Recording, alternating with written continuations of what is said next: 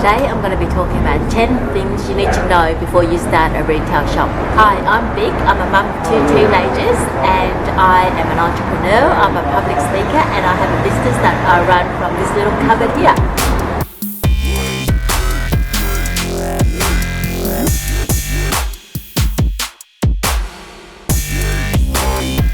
I have a business called Sketch Mill and it is a greeting card and print business. So I'm an artist and I usually wholesale to shops around Melbourne. I've had 2 pop-up shops. Before you open a retail shop is the rent. Sometimes you're really attracted to cheap rent, especially for me, a pop-up shop, I'm looking for cheap rent.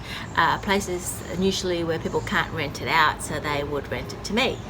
However, that comes with its negatives. So you get what you pay for. For example, this place that I've got in Balwyn, it's really cheap, but it's cheap for a reason because there is no traffic through it. So I'm working really hard to get all the marketing up, get the people through it. The second point is for the saying that says, build it and they will come. No, they won't come. You have to ask them to come. So I have been Instagramming, I have been YouTubing, I have been letterbox dropping, and I have talked to everyone that comes around here. It's really hard work. 3, marketing. Unless it is in a very high traffic location like a shopping centre or a strip shop that has a lot of foot traffic through it, or if it's in the city or at a market of some sort that's already existing. If you are opening up in a quiet location, you have got to market your shop. So tell everyone you know, use your newsletter, emails, Instagram, Facebook, and letterbox dropping, and thinking this is pointless.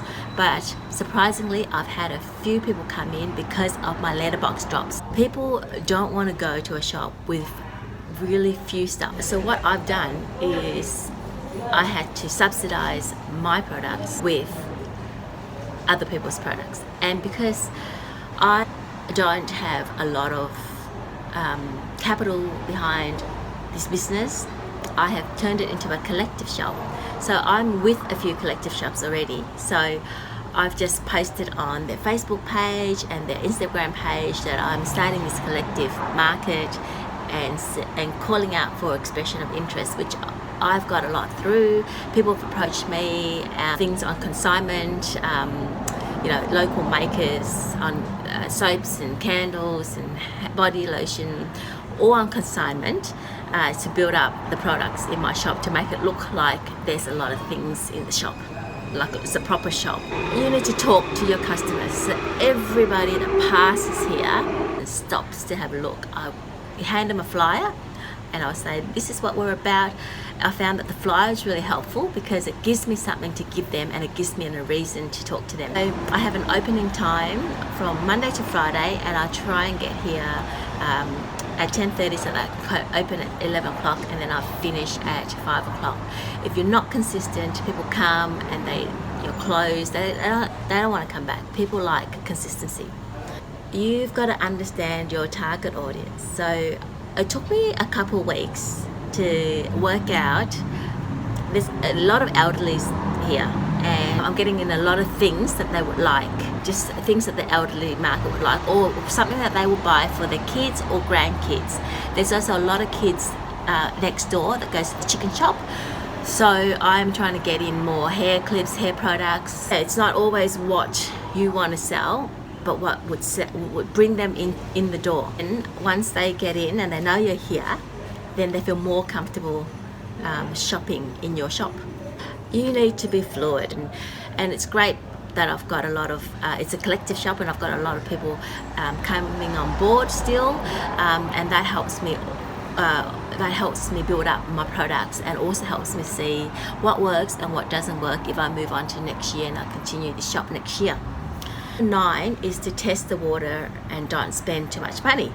And again, it helps when you've got something like a collective shop and people willing to put things on consignment so that I don't have to outlay the costs I pay when I sell the products.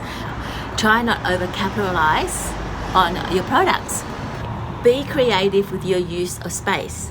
So if you haven't seen my small shop tour, then click up here or up here, wherever it is, somewhere up here, to see the video I did on the shop. It is tiny, and I've been able to utilize every single surface of the shop to put products on. So you don't have to have a big space, especially if you don't have it much. It's better to have a small space, so it makes it look crowded, it makes it look like there's lots of things, and actually find lots of space, create a lot of space in something quite small. The last one, which is probably a bonus, is visual merchandising. Organize your products in colors. So I've got my wall, my pink wall, with all my pink cards. Color coordinating is really good. Making everything looks pretty. You don't want to make it look like a junk shop. I'll probably try and do another video on visual merchandising. Maybe get an expert in to talk to you about how to visual merchandise your shop. Anyway, thanks for listening, and if you enjoy this video, please subscribe if you're new, and give us a thumbs up and comment on which of the points you thought was the most relevant to you, and if there's any other points that I've missed, because there's only 10 top points, please put it in the comment and we can make a second video of what to do before you start a retail shop. Thanks, bye for now.